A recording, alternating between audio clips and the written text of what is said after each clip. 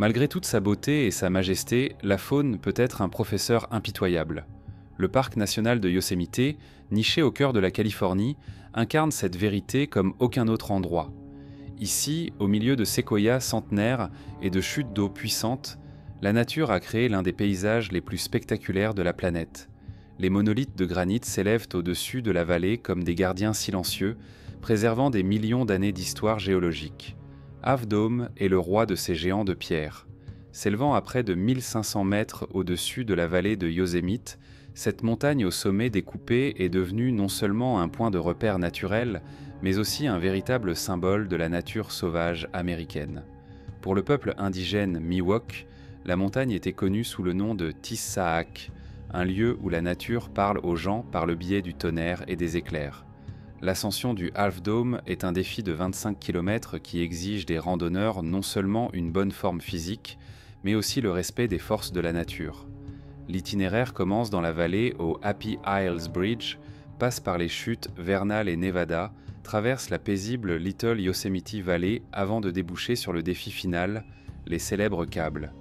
Cette dernière section de l'ascension, 120 mètres de granit presque vertical, est constituée de câbles d'acier parallèles et d'échelons en bois installés en 1919. Les orages d'été ne sont pas rares ici. En juillet et en août, l'air chaud de la montagne génère régulièrement des tempêtes soudaines, transformant le majestueux sommet en un endroit mortel. Le granit lisse du Half Dome devient un conducteur idéal pour la foudre et sa hauteur en fait un paratonnerre naturel. Le service des parcs nationaux enregistre plusieurs incidents liés à la foudre chaque année, rappelant aux visiteurs le pouvoir imprévisible de la nature. En 1985, le système d'alerte aux orages du parc était minimal. Les touristes se fiaient à leurs propres observations et à leur expérience, sous-estimant souvent le rythme des changements météorologiques dans les montagnes. C'est ici, sur ce sommet légendaire, qu'un jour d'été, un groupe de randonneurs a rencontré une force de la nature qui a changé leur vie à jamais. En ce matin de juillet 1985, 9 personnes ont entamé l'ascension du Half Dome.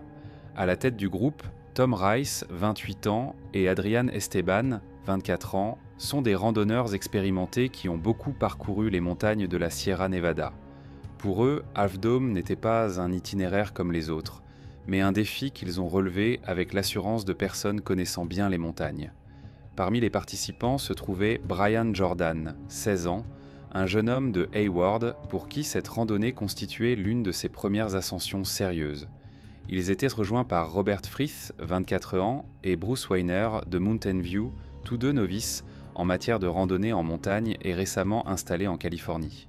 Ils étaient enthousiastes, même s'ils n'avaient pas une grande expérience de ce type d'ascension. Le groupe s'était préparé minutieusement à la randonnée. Ils avaient suffisamment d'eau, de nourriture et de matériel de base pour l'ascension de la journée. Rhys et Esteban, en tant que participants les plus expérimentés, ont joué le rôle de guide, planifiant l'itinéraire et contrôlant le rythme. Leur objectif n'était pas seulement d'atteindre le sommet, ils voulaient partager avec les autres le sentiment de triomphe que procure la conquête de l'une des montagnes les plus célèbres d'Amérique. Il régnait dans le groupe un esprit particulier, mélange d'excitation et de détermination. Pour les nouveaux venus, c'était l'occasion de se tester sur une route légendaire sous la conduite de camarades expérimentés. Pour Rice et Esteban, c'était l'occasion de montrer aux autres la beauté et la majesté des montagnes qu'ils aimaient tant. Aucun d'entre eux n'aurait pu imaginer à quel point cette journée allait changer leur vie. La matinée du 27 juillet est sans nuages, un temps idéal pour l'escalade.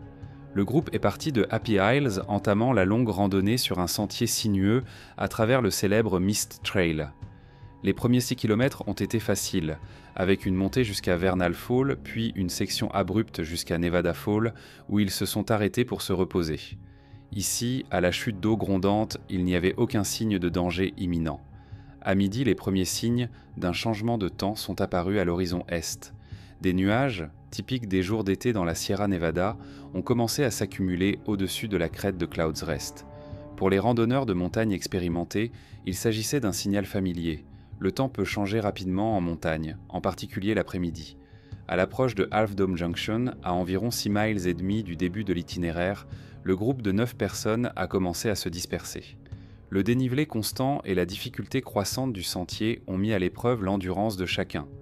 4 participants, évaluant leurs forces et leur fatigue croissante, ont décidé de ne pas poursuivre l'ascension.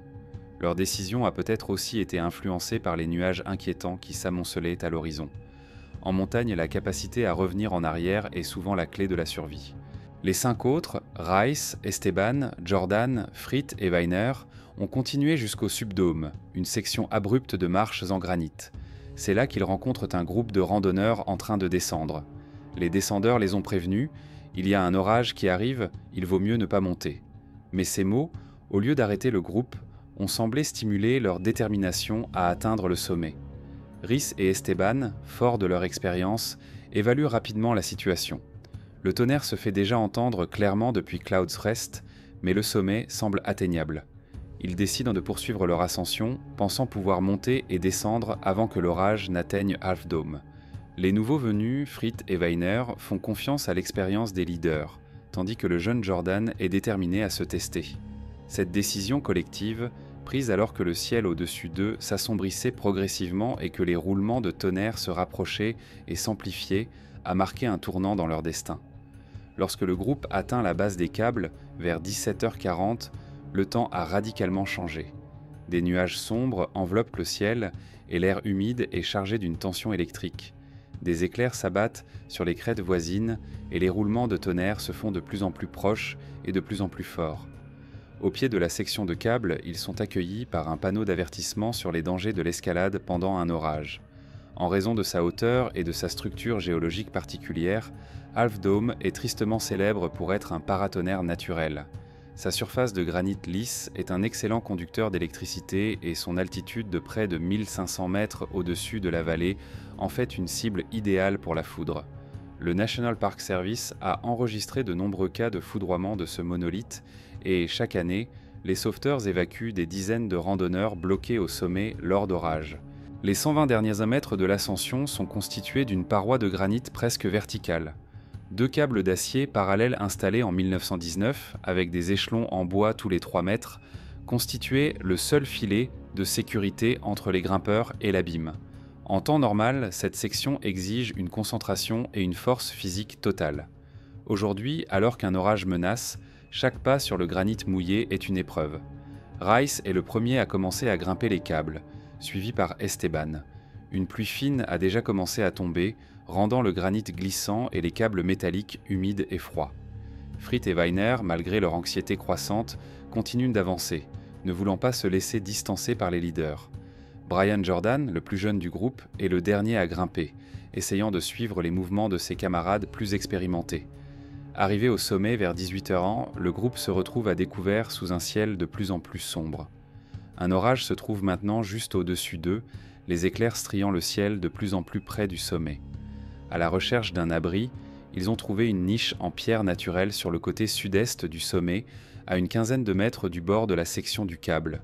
Ce renfoncement dans le granit, d'une largeur d'environ 3 mètres et d'une profondeur de 2 mètres, semblait être un endroit relativement sûr pour attendre la fin des intempéries. Ils s'entassent tous les 5 dans la niche, trempés et fatigués, mais toujours enthousiastes à l'idée d'atteindre le sommet. Ils ne se doutaient pas que cet abri rocheux, au lieu d'être un refuge contre les éléments, deviendrait un lieu où la nature démontrerait son inexorable puissance. À 18h30, la nature a montré son implacable puissance. Le tonnerre gronde au sommet du demi-dôme et, l'instant d'après, un éclair aveuglant illumine la niche de pierre. La foudre, attirée par des milliers de tonnes de granit humide, a frappé directement l'abri rocheux. La décharge électrique traverse la roche et frappe les 5 randonneurs. Un grésillement assourdissant retentit dans l'espace clos de la niche et l'air s'emplit d'une forte odeur d'ozone et de cheveux brûlés. Le temps semble s'être arrêté. Brian Jordan, un jeune homme de 16 ans originaire de Hayward, adossé au mur le plus éloigné de l'alcôve, est tué sur le coup, la décharge ayant traversé son corps pour se ficher directement dans le sol. Robert Frith, qui se tenait à côté de lui, reçut un coup terrible. Son corps se met à trembler de façon incontrôlable, ses muscles sont pris de spasmes électriques. En état de choc, son corps s'est déplacé de manière incontrôlée vers le bord de la niche. Adrian Esteban et Bruce Weiner, bien que partiellement paralysés par le choc, tentent de sauver leurs camarades. Esteban réussit à attraper Frit par sa ceinture, Weiner par sa veste. Mais leurs propres blessures et leurs jambes engourdies les empêchent de supporter le poids d'un homme adulte. Les doigts d'Esteban se desserrèrent d'abord, puis la main de Weiner glissa à son tour. Sous leurs yeux, Fritz, encore secoué de tremblements convulsifs, disparaît au bord de la falaise, faisant une chute de plus de 600 mètres. Tom Rice, qui se trouve contre la paroi opposée, subit de graves brûlures. Ses pieds, appuyés sur le granit chauffé à blanc, sont gravement brûlés. Bruce Weiner était penché au moment de l'impact, ce qui lui a paradoxalement sauvé la vie. Le contact avec la pierre a été minime. Néanmoins, la décharge a endommagé son système nerveux, provoquant une paralysie des jambes et des douleurs atroces dans tout le corps. Adrian Esteban, à peine en contact avec la pierre, souffre d'une paralysie temporaire des membres inférieurs, mais le traumatisme psychologique lié à la perte de ses camarades sous ses yeux n'en est pas moins important. L'alcôve, qui semblait être un havre de paix peu de temps auparavant, est maintenant un lieu d'horreur primitive. L'air est saturé d'odeurs d'ozone et de chair brûlée. Le corps sans vie de Brian Jordan est figé contre le mur du fond, comme un terrible rappel de la puissance de la nature. Les gémissements des blessés se mêlent aux grondements de l'orage qui se poursuit, et quelque part en contrebas, au pied du demi-dôme, gît le corps de Robert Fritz. Le sommet qu'ils étaient si impatients de conquérir était devenu le théâtre d'une tragédie qui a changé à jamais le destin de tous les participants. Après un coup de foudre dévastateur, les survivants se sont retrouvés dans une situation désespérée. Esteban, conscient du danger d'un nouveau foudroiement, sait qu'il faut quitter la niche. L'électricité atmosphérique crépitait encore dans l'air et le granit humide continuait d'être le conducteur parfait. Dans l'interstice des nuages, Esteban aperçoit un creux dans la roche à environ 45 mètres de leur cachette, un endroit connu sous le nom de toilette. Poussé par son instinct de conservation, il commence à se diriger lentement vers cet endroit relativement sûr, laissant derrière lui ses camarades blessés. Weiner et Rhys restent dans l'alcôve. Descendre les câbles mouillés dans leur état était impossible, et traverser le toit ouvert signifiait devenir une cible vivante pour la foudre. Le corps de Brian Jordan gît à côté d'eux, et quelque part en contrebas se trouve la dépouille de Fritz, terrible rappel qu'une mauvaise décision peut coûter la vie à quelqu'un. Alors que la tempête commence à se calmer, un autre groupe de randonneurs, retardés dans la Little Yosemite Valley par la météo, décide de poursuivre l'ascension. Alors qu'ils atteignaient le sommet vers 21h, ils ont entendu des appels à l'aide. Le groupe a eu la chance de compter dans ses rangs un homme ayant une expérience de la médecine d'urgence qui a été le premier à répondre à l'appel. Ce qu'il a vu dans la niche a choqué même son œil expérimenté. Évaluant rapidement la situation, il a d'abord pris le pouls de Jordan, qui était immobile, mais il était trop tard. Jordan est mort. Il examine ensuite Rice, dont les brûlures nécessitent des soins immédiats. Weiner, malgré ses graves blessures, est resté conscient et capable de parler, ce qui a permis d'apprendre les détails de ce qui s'était passé. Les autres randonneurs du groupe qui est arrivé ont agi comme une équipe de secours professionnelle.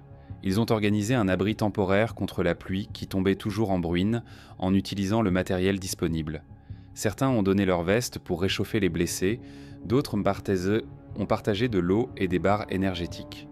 L'un des randonneurs, un coureur de montagne expérimenté, s'est porté volontaire pour aller chercher de l'aide. Il a dû courir plusieurs kilomètres dans l'obscurité jusqu'au poste de garde forestier le plus proche. Malgré les risques liés à la course sur des sentiers mouillés la nuit, c'était le seul moyen d'obtenir rapidement une aide professionnelle. Esteban, entendant les voix des randonneurs qui arrivaient, revint de sa cachette à l'alcôve. Il est en état de choc profond, répétant sans cesse les détails de la tragédie.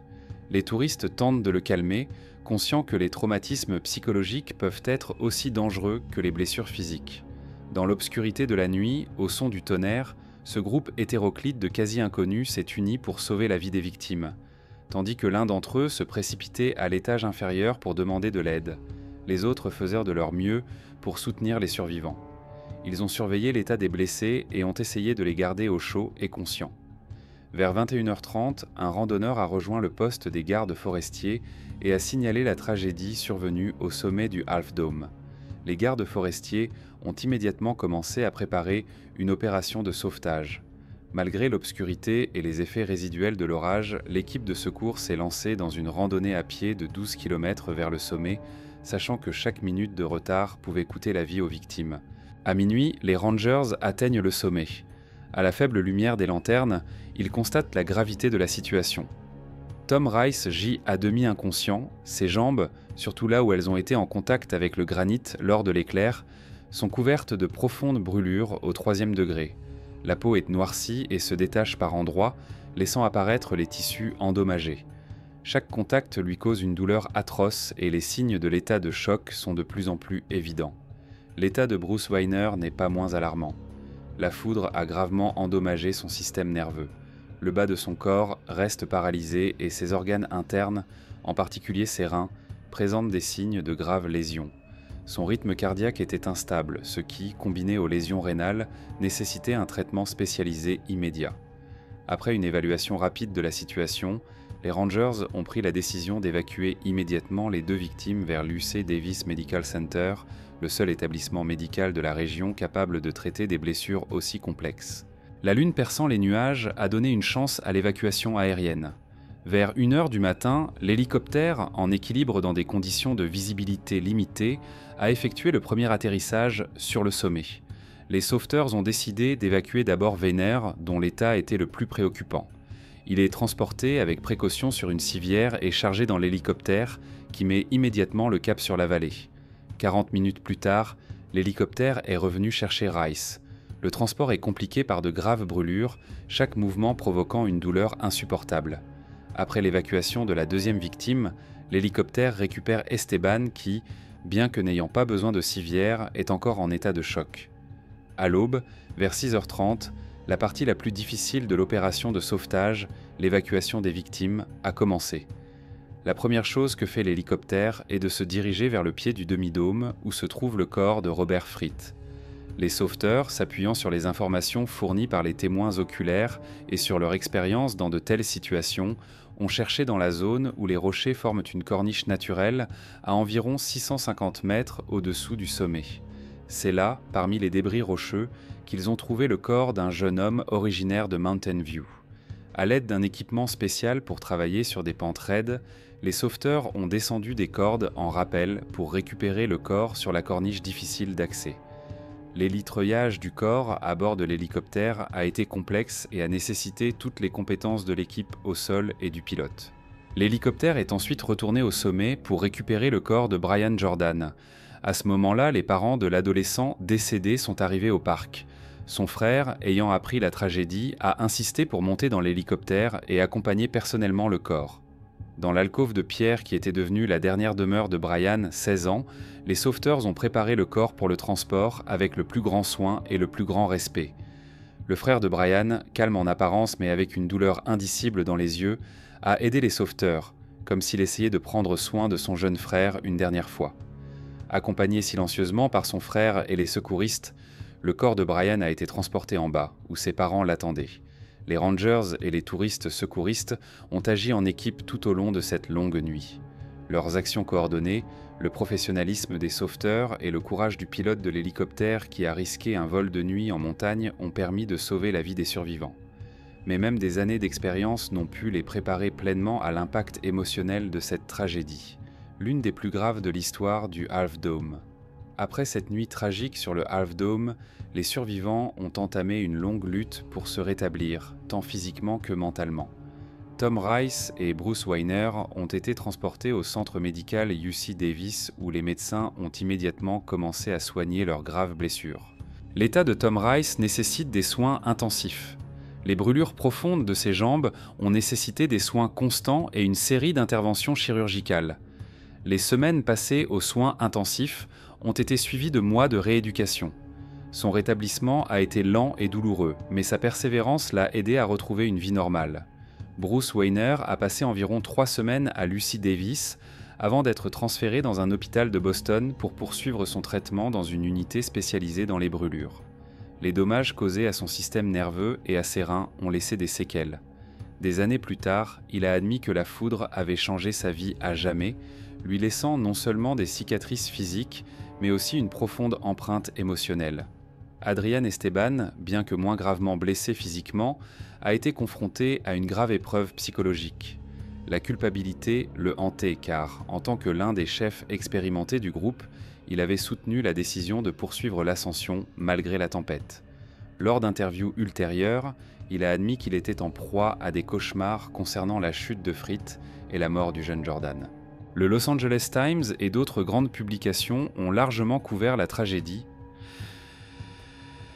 en attirant l'attention du public sur les problèmes de sécurité dans les parcs nationaux. Cependant, malgré l'ampleur de la tragédie, les règles d'escalade du Half Dome n'ont pas été modifiées de manière significative. Le service des parcs nationaux s'est contenté de renforcer les avertissements sur les dangers des orages et d'ajouter de nouveaux panneaux d'avertissement à la base de l'itinéraire du câble. La famille de Brian Jordan a mal vécu la perte de son fils. Elle n'a pas intenté d'action en justice contre le parc, consciente que la tragédie était le résultat d'un concours fatal de circonstances et de décisions humaines plutôt que de lacunes systémiques en matière de sécurité. Cette tragédie nous rappelle brutalement que même les randonneurs expérimentés peuvent sous-estimer les forces de la nature et que les décisions prises en montagne ont parfois des conséquences irréversibles. La tragédie de 1985 à Half Dome n'a pas été le dernier rappel de la puissance de la nature. Près de 40 ans plus tard, en juillet 2024, une histoire similaire s'est déroulée sur les mêmes câbles. Grace Roloff, 20 ans, une randonneuse expérimentée de l'Arizona, est morte pendant sa descente lorsqu'une tempête de pluie soudaine a transformé la surface de granit en un piège mortel. L'histoire du Half Dome continue d'attirer des milliers de touristes chaque année. Depuis l'introduction du système de permis en 2010, le nombre d'ascensionneurs est limité à 225 touristes par jour, mais cela n'a pas réduit les risques liés au changement soudain de conditions météorologiques.